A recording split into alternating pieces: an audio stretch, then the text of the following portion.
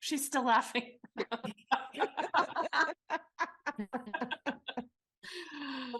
That's so funny.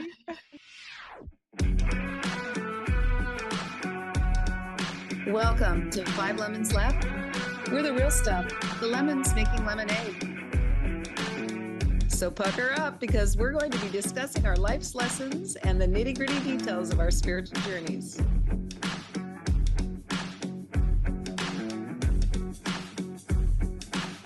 Hey y'all, I'm Amanda. And I'm Drusilla. I'm Melissa. Hello, this is Morgan. And I'm Penny. Welcome to our podcast today.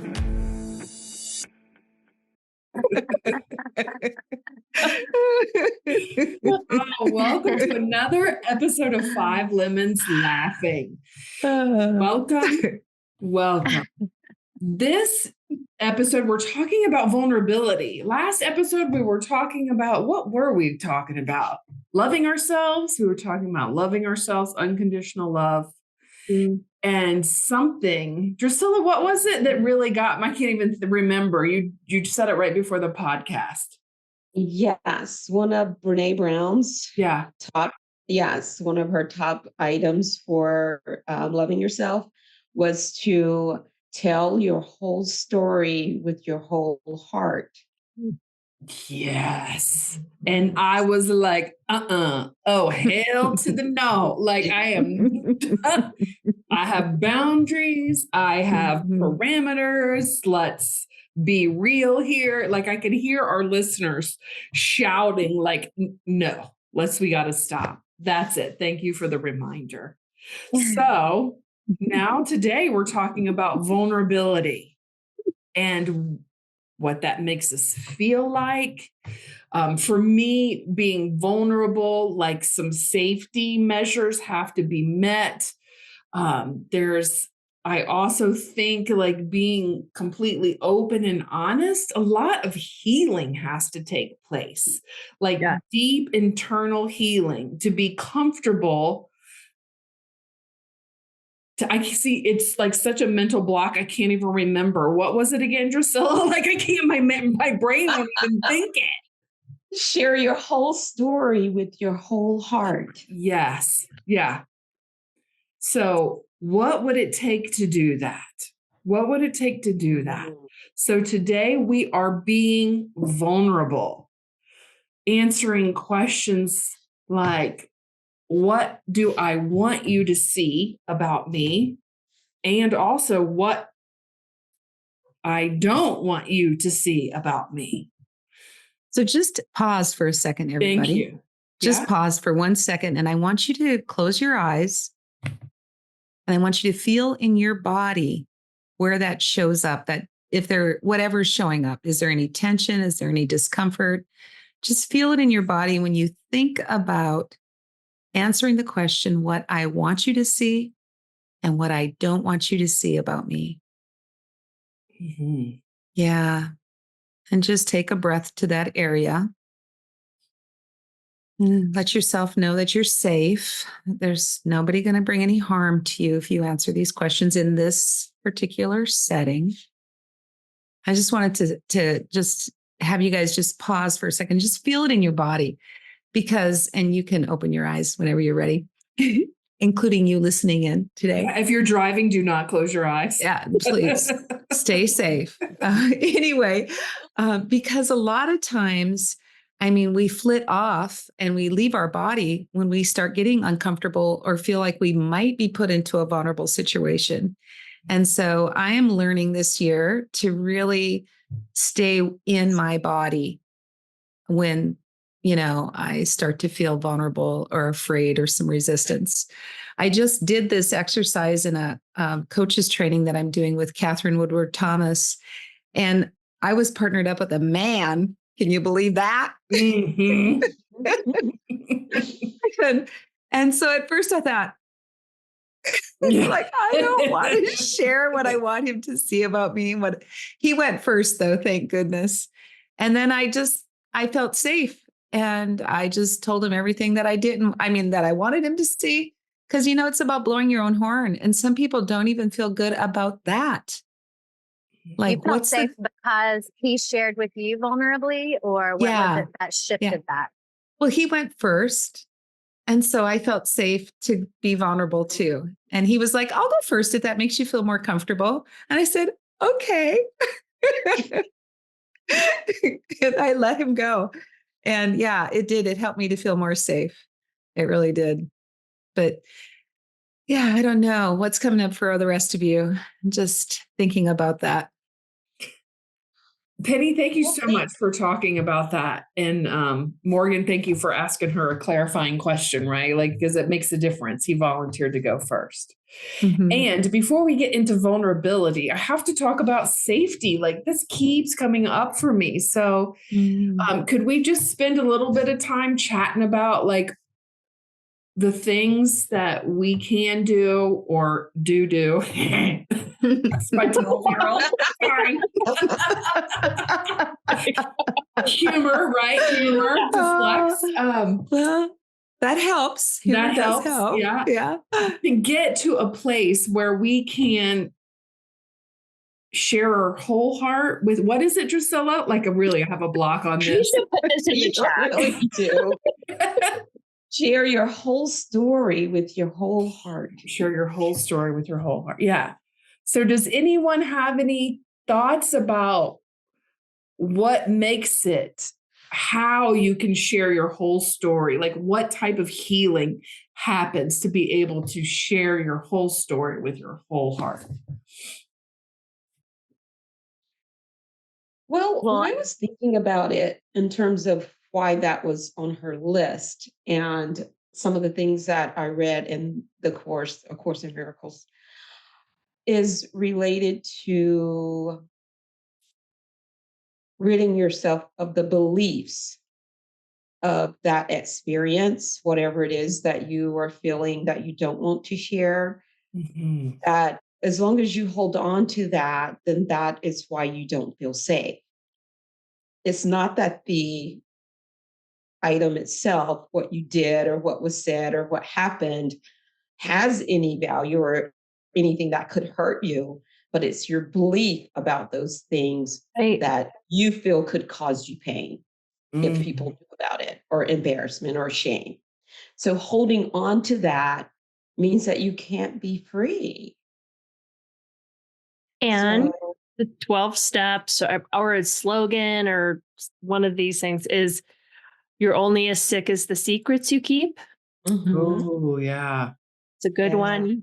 And in my defenselessness, my security safety lies. Safety. Yeah. Safety lies. Safety lies. I think both of those are really amazing things to think about. Yeah. For safety. Well, and you were asking, Amanda, about what does it take to be able to share vulnerably. Yeah. And I think it is doing the work. Like Melissa just mentioned, 12-step recovery. When I got to my 5th step to share all my 4th step lists with my sponsor, she asked me to write down all the most embarrassing things that I had never shared with anybody in my whole entire life before. And at first I said, H to the L, no. H-E-L-L, no. I am not doing that. Why would I put a list out there of the most embarrassing things that I've ever experienced in my life that I've never told anybody? And then as I worked with her, I said, okay, I'll write the list, but I'm never going to share it with her. Mm-hmm. And then as I worked with her a little bit more, I got more comfortable. I felt safer. I knew she was a safe person, and I shared it all with her.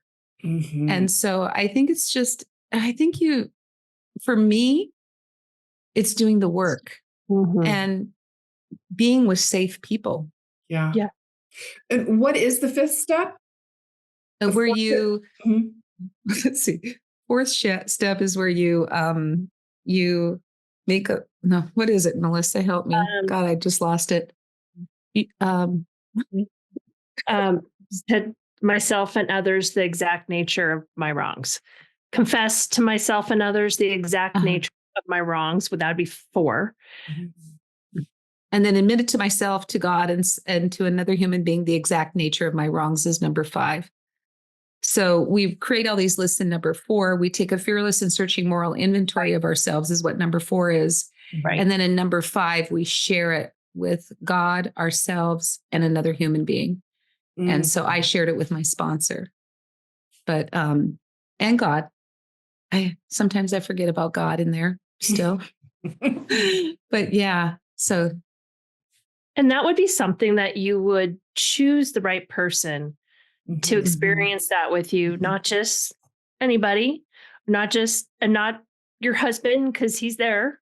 You choose the right person for that situation. That's why there's sponsors in 12 step. They've done it before and they're turning around to help other people do it. So choosing the right people is definitely, I think, number 1. Safe people. Thank you, guys. And Morgan, let me ask, I'm going to put you on the spot here. I remember right when we first met, or I don't remember, like coming out, we had conversations about coming out of the spiritual closet, right? And so that would be sharing your whole heart, wholeheartedly. Whole story with your whole heart. I'm going to actually make sure you tattoo that on your wrist. Hilarious. So maybe. Yeah. So Morgan, if you don't mind sharing, like you can clearly say no, but what was your journey with that? And like, where are you on that path of coming out of the spiritual closet? Because that's, to me, that's vulnerability, right? That's sharing. Yeah, definitely. I guess so. Thank you. I hadn't thought of it that way. What was the first question? What was that journey like? Yeah. Like, so what did you do? Like, this is like creating ourselves, healing ourselves so we can show up authentically and whatever that sentence is. Yeah. Well, I sort of like tested the waters first. Well, actually, here's what happened. When I first started studying A Course in Miracles, I was like, holy crap, this is the truth. And I want everyone to know about it. And I tried to spoon feed it to my husband, and I got the big, not here for that. And so that kind of humbled me and made me come back to the recognition that that's not loving to force anything on anybody, no matter how excited I was about it. So then but I wasn't even at that point. Like I longed for people to talk to about it. And I had a bunch of people in my life that I felt like I couldn't talk to about it because, which I've spoken about numerous times on the show, like my family background of everyone being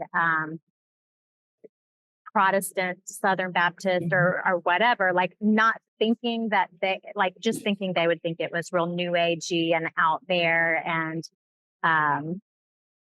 thinking I was into some culture like witchcraft or something. So I guess I started, I just looked for quotes from A Course in Miracles that I could share. I was very guarded. I was not very authentic. Like there was so many things I wanted to share, which to me, that's inspiration. That's Holy Spirit prompting. And then the ego would rush in with no, you can't share that. What if your uncle sees that? What if you know what I mean? And what will they think of you? So I would share just little bits and only things that I thought would be non-offensive or not, give people reason to think that I was on a loony path, I don't know, or going to hell or whatever. Worried for my soul. So when I found my community, a lot of you guys and the other small groups that I'm in, and started really doing the work, and it's just things start shedding and dropping, and you just I don't know how to say it. You still care about other people, but you just care less about what they think of you. So I think I like that that. is what started happening. Yeah. And it took years. I mean, like now I share it all on social media. And if anybody wants to talk about any of it, I'll talk about it with anybody. But like, it's not like me and my family are sitting down and talking about A Course in Miracles and comparing it to the Bible and like having these, it's still like, but I'm not keeping it away from them. Like if they want to engage about it, then we can. And I'm putting it out there. And yeah, I don't know. I don't know if I really answered your question, but that's been my experience with that. Yeah. So then let me ask one more question, then I'll let you off the spot. So what was the number one healing tool or one of the healing tools that you use that allowed you to feel comfortable sharing? I heard you say like sharing little bits of at a time, finding like-minded community. Yeah. And I think, well, I think the big turning point for me was when I did Tina Spalding's 40 Days and 40 Nights with Jesus a few years ago. I think that was around COVID time or the year before COVID time. I don't remember. And then that a lot was said about share this, like almost like an assignment was like, share this on your social media so other people can find this program. And it was very to the point and said like, your fear of sharing this with others for fear that they're going to think you're crazy is ego. That is from the ego. And so it started kind of like, it just called me out on it, basically. Like I kind of suspected that all along, but it just said in no uncertain terms, like those fear thoughts that are keeping you from sharing honestly is ego. And that impulse that you're excited about it and you want to share it, that is inspiration. And so I think that's when it really started turning. And I still it was a building process from there. I love that, Morgan. Yeah. Yeah. Thank you for sharing that. Thanks for the question. I hadn't thought about that in relation to this conversation. So I'm glad that you asked. And Amanda, I think that we have to look at, when we're young, we are vulnerable because that's who we are. And we go to people for safety and we don't always feel safe. So we learn things. And then we get to a certain age where we go to people on purpose to share and connect or fall in love or whatever. And we don't see the red flags, or we do see them and we ignore them. And then we put ourselves in situations that are unsafe, or boyfriends that suck, or, whatever the situation is. And so now we come to like this point in our lives. And I think for me, I've had to let go of some of the old stories of people aren't safe and this isn't safe to share and that's not safe to share. And I can't share with men because I'm going to get hurt, or, that kind of thing. I have to kind of unlearn some of that because I'm wise enough and I can try and figure out ego versus spirit a little more these years, that I can find people who are safe. It's kind of like I'm just not operating on those old rules again that I was. Hope that makes sense. I like that, Melissa. I think I feel the same. Like I don't have to walk around being as concerned about people knowing things about me. I think for the most part, the people that I would sit down and share with are naturally going to be people that I feel safe with anyways. Right. And it just doesn't happen that I'm in a space or a situation often that I would feel the need to try and protect something. I just don't feel that much anymore. And so, Amanda, when you don't like, what would be unsafe for you for, not like, what would someone else's behavior be that would feel unsafe to you now?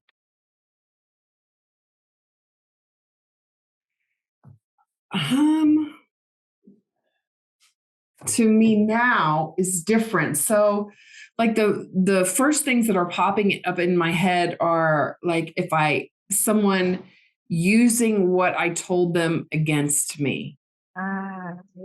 Yeah, like turning it back on me or bringing it up later in a situation that catches me off guard, right? Like, like because the armor that I have put on around certain things is there for my supposed like safety, right? It Yes, we learn that. Speaks to the heart of Penny's questions, like what do you want people to know and what do you not want people to know?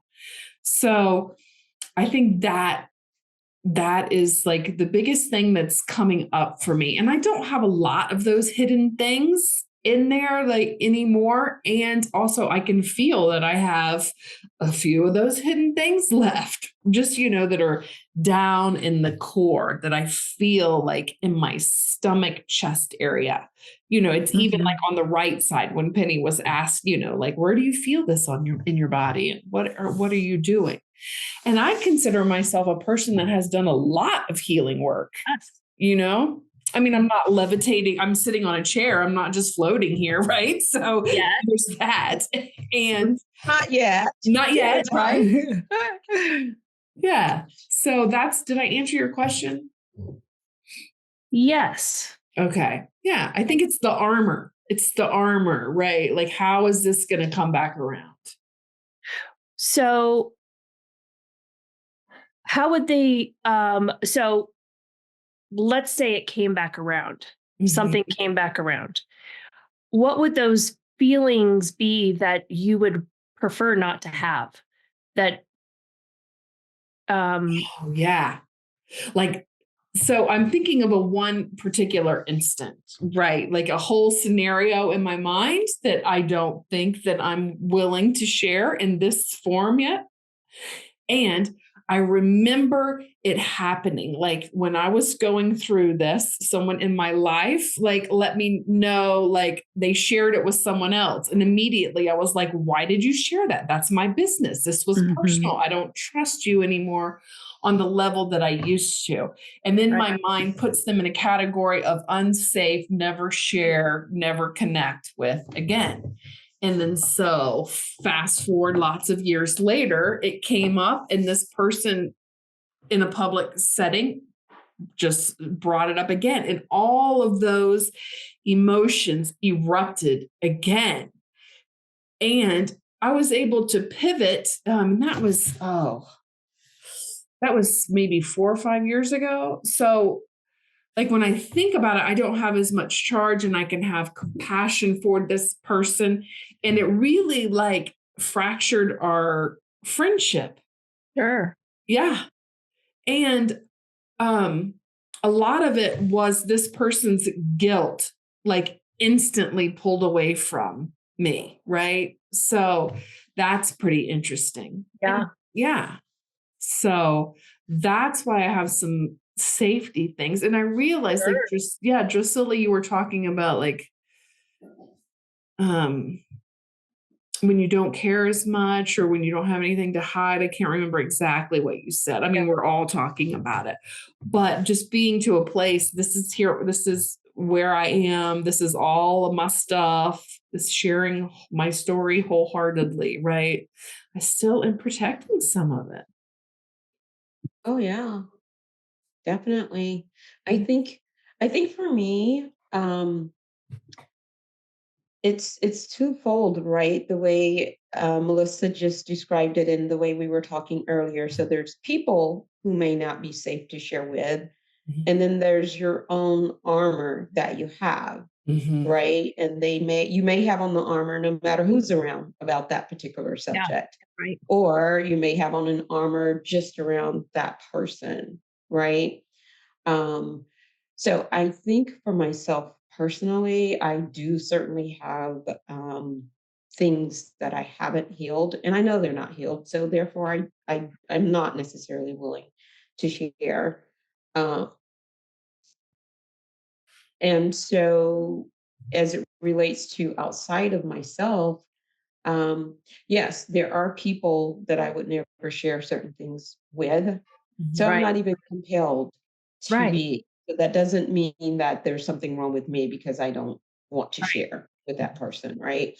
But I do feel on some level that I like the fact that you said you're not levitating, right? That if that is your goal, then none of what I said would be applicable. That is a truth. And that is what sharing your whole story with your whole heart is. And no, I'm definitely not there myself personally. Right. Because eventually we would get to the point where we see with Christ's vision and we don't see the past story, the past that the person has hurt you or betrayed you. And I don't think many of us are there yet. I mean, Yeah. Yeah. Yeah, that's right, Morgan. I don't think we're there yet. And at the same time, like, we've known each other for a long time, so we can all see each other's growth, right? yeah. Yes. And Drusilla, I really like what you said about it's probably a situation that you haven't really healed yet or hasn't had full healing. Because that rang true for me when you said that. Because more quotes, but I am responsible for the things I see, and I am responsible for my responses. So I think if I was triggered by something inside of me that someone else knew and said or whatever, for me, that would just mean I have to do more like work on my shame or work on my letting go of work on my worthiness. Cause no matter what, I think also age helps to, when you get to a certain age, you're just like, yeah, who cares? No one's out there thinking of me. So, Yes. so like, unless you are, but I don't think you are.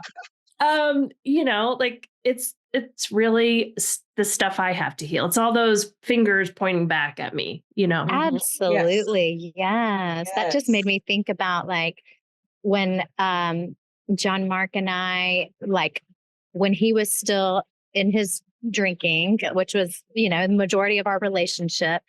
I, for the longest time, like tried to cover up just how bad it was. I didn't want people to see or know just how bad it was because there was fears that they would judge him and they would judge me for being with him. And the more I did this spiritual work, the more I was able to, and I think this is congruent with 12 step too, like let the natural consequences of his actions, like occur and not try to cover them up or fix them or get out ahead of them and not try to manage him and not apologize for him anymore, not make excuses for him anymore and just tell people, I guess we're not going to make it. John Mark's been drinking today instead of like, we're not going to make it because I'm not feeling well or whatever. You know what I mean? Like, so definitely that speaks to what Drusilla was saying about like, is it our armor around our own shit or is it our armor around a specific person? And so it's different. It is two different subjects, I think. And the same.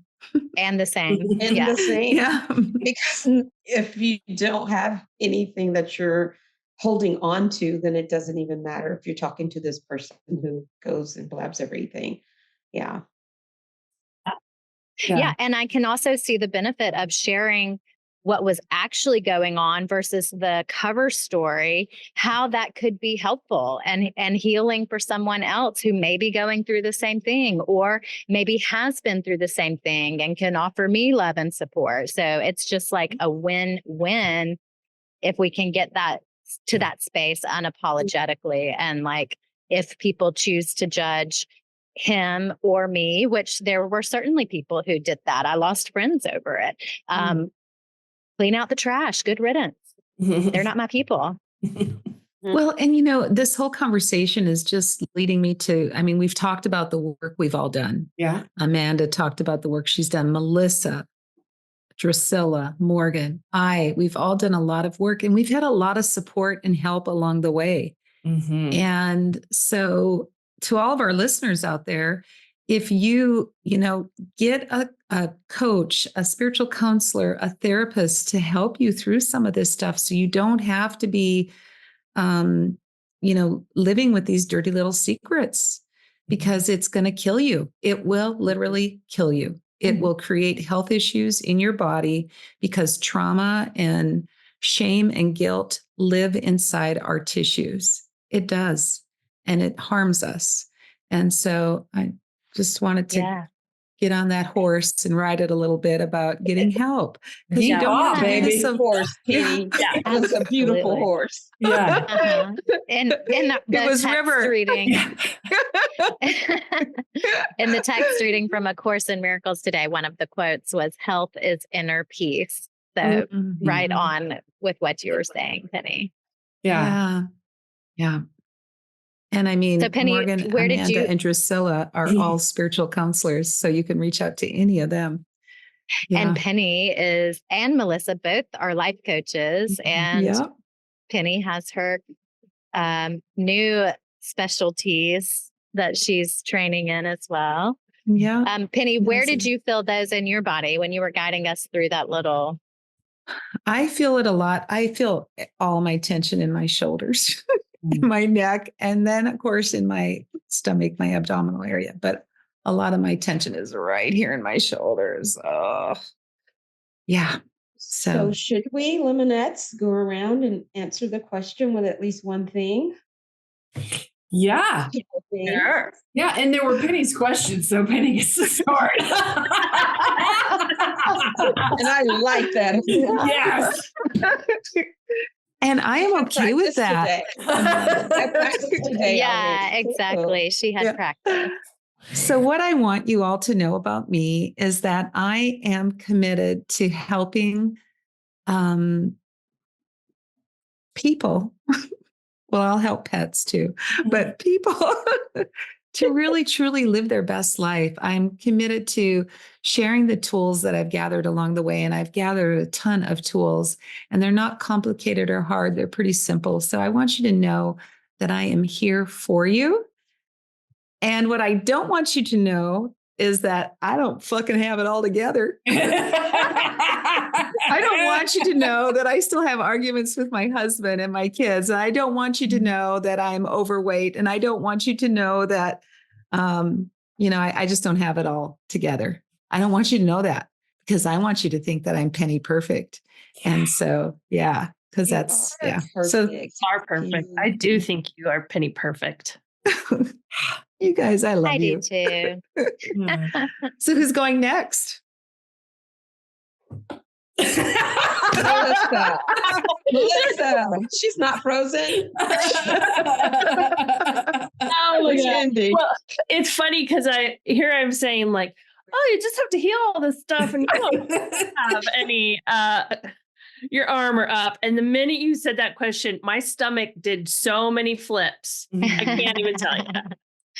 A lot of resistance comes up. Resistance comes up. Yeah. But for me, I think it's more of like, it's more ego stuff. It's like, I want you to see me as a certain way. And it's not really character flaws. It's just like, it's a little different, but, what's the first question? What do I want you to see about me? I want you to see that I am a work in progress. And I struggle with playing small. And a lot of achievement scares me. And I don't feel very worthy unless I'm working hard. Mm. And I think that's all I need to say, right? Thank you, That's Melissa. what you do want us to see. That's what you do want us to see. Or that you don't want us Or to that see. you don't. No, I do want you to see that I am not penny perfect. Mhm. I don't have everything pulled together, but I'm working on it. And I also, like Penny was talking about, I want you to see that I want to help people stop suffering in their lives just Mhm. because of their mindset and what they tell themselves and the stories they believe in. That is just like, I just really feel like this life is meant to live fully. Like, I've never understood, like, who wants to live in a suburb? And I do. You just lost all of our readers. I mean, all of our listeners. I live in a suburb, but it's like, I don't want to do all that stuff to keep up because I miss out on life. I miss out on all the good stuff when I'm distracted with the stuff that I thought was important. And so, yeah. When you were sharing your what I want people to see about me, I got the picture of the humble warrior for some reason. Like, that's what it makes me think of. So what do you not want people to know about you or see about you?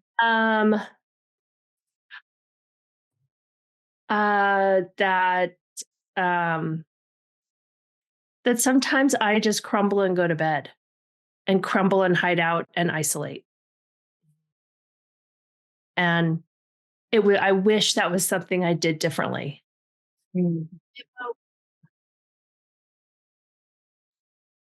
That's it. That's Melissa. There's more, but I won't bore you. Go for it, girlfriend.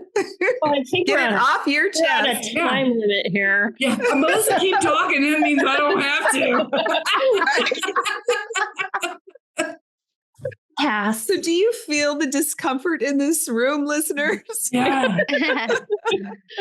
It is challenging sometimes to be really vulnerable and to share these deep things. Absolutely.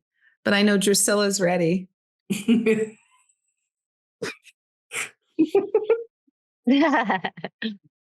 Oh gosh. So what I want people to know is that I pretty much do truly love humanity. I love human beings. I love everybody. And I always have.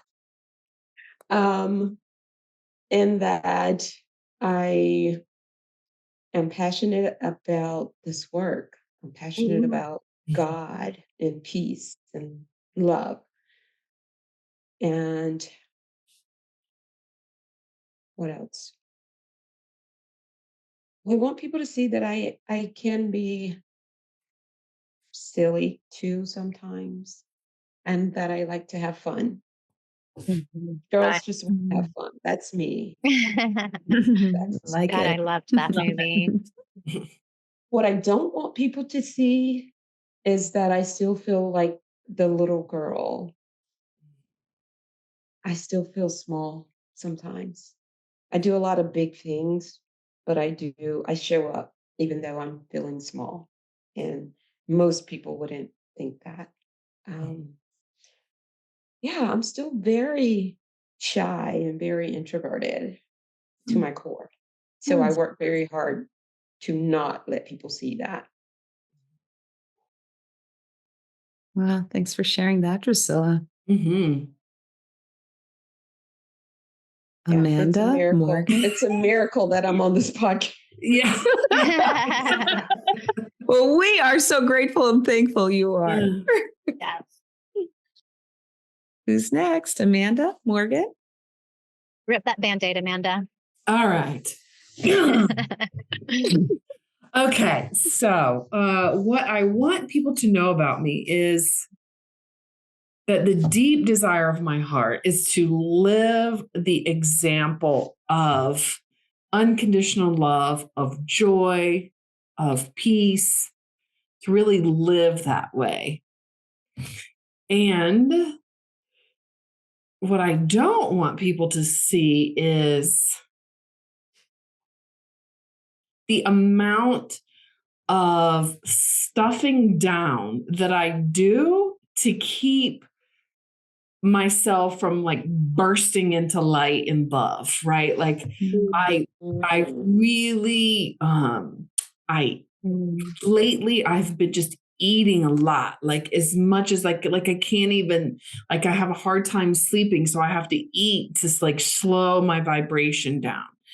And I know I've talked about it before, but it is like going out to eat. I'm conscious about people like watching how much I'm eating. Like that's hard for me to get a handle on, is the amount of food that I consume. And I do it because of, I don't know, familiarity, easy for me to say, like, like I do that because of those things. And with the conscious intention, like every day I pray to cultivate that high vibration, that energy of light and love and unconditionalness, and to let go of judging people and to let go of the hate. And even though I do, I do say things and, but I'm consciously letting that go. And so I stuff myself. I really, that's a vulnerable thing to talk about. And also I acknowledging some of the things, like the story I'm not going to share, right? Like that is there also. Mm-hmm. Sure. Yeah. Mm-hmm. There's lots of layers of that. Yeah. I love the way you said that you stuff it to prevent yourself from bursting into a ball of love and light or something like that. It's a really good way of saying that. Yeah. I got to keep my butt heavy so it stays in the chair. But you want to levitate. So exactly. Exactly. Oh my gosh. Isn't it funny the way like people don't talk about our spiritual journeys? It's not all unicorns and rainbows, right? Like it's work. People, it's a bait and switch. Come on to the spiritual side, right? It is. Yeah. Mm-hmm. Sounds like the playing small stuff. It is. Mm-hmm. Yeah. Yeah. It sounds like you're riding two horses. Mm-hmm. I am trying to ride two horses. It like, and I acknowledge that, like my intention, my being is trying to go one way, and there's a whole other set of beliefs and habits, like, labeling them as habits that are going in another direction. I do that too, so I don't feel too bad about calling you out. Thanks, Morgan. So, since you're calling me out, you're next. Okay. Okay. What do I want people to see about me? What immediately comes to mind is like a vision of me as a child, like toe-headed and running around playing, smiling, joy. I was told I was joyful a lot as a child and very loving, and also like playing outside. We played outside in the 80s and friendly, shy, friendly, but like, so it's like that is like who my spirit animal is. Like I still see myself as that joyful, love-filled, playful, friendly, kind, loving little girl. And sometimes I think that gets lost. I think it doesn't come across like it did when I was a child. Thank you, Melissa. I saw you. Seem like that to me right now. Completely. Oh, that makes me want to cry. Thank you. Yeah. What I don't want people to see about me is, I guess it is, there's something about like, I don't know. There's a push and pull going on as I'm trying to answer this question, because the old me was very attached to a victim and martyrdom story. And so wanted people to know if they hurt me or hurt my feelings. And now there's this whole other side of me that doesn't want people to know that they've gotten to me or that they've hurt my feelings. Like a few of the friendships I've mentioned that have sort of dissolved over the past few years. Like I don't want them to see that they've hurt me and that I care what they think about me. Mm-hmm. And I don't want people to see just how unspiritual I can behave from moment to moment and day to day in real life when I get triggered. Yeah. Yeah. I want people to just, I mean, like also like the image of me as a child came through, but also like Rainbow Bright and the Care Bears came through, like all of that. That's what I want people to see and not the other stuff. That's really beautiful, that what you all shared. Now, at home, if you decide to try this with your friends and family, the only response that so you partner up, and the only response that your partner gives you is, oh, wow. And that's it. And so, because when somebody's sharing from this space, they sure don't want to feel like they're being judged. Right. So it becomes unsafe the second they feel that they're being judged about anything. And so I just wanted to, I forgot to tell you guys that to set this up. And well, I like the way that we did it, but I appreciate what you're saying too, because that goes directly to Amanda's question at the beginning about how do we create that environment of safety. And part of the responsibility for that is on us, expressing what we need from others. Like, I am not looking for your advice on this. I'm not looking for your feedback or your opinion, but I just need to share this, or I just need to get this off my chest, or I'm just looking for someone to listen and support me. Just expressing what we are looking for from the interaction. And I love that, Morgan. And at those times, it's high empathy and low confrontation in those times. And yeah, I would like to do that more. Yeah, high me too. Empathy. Yeah. Well, and I would like to be more responsible for expressing what I would like, because there's so many times that I could have avoided a fight with my husband if I had just let him know, like, I'm not looking for your commentary. I just need to vomit this. But because I didn't do that, he responded in a way that I didn't appreciate. And it, a fight ensued, and it didn't have to, and it wasn't his fault. But not that there needs to be fault. Anyway, okay. Well, Morgan, you can hold that because we're going to have a juicy series on relationships the month of February. So put that in your back pocket to talk about. Yeah, so I think we're about to wrap this episode. Everybody, thank you so much for listening in. I have a couple of Penny's Post-its. Woohoo! Of course, we're only as sick as our secrets. That is a big takeaway. And I loved when Morgan was sharing those fear thoughts that are keeping you from sharing honestly is ego. Yeah. Oops. Can you see the H? There it is. Yeah.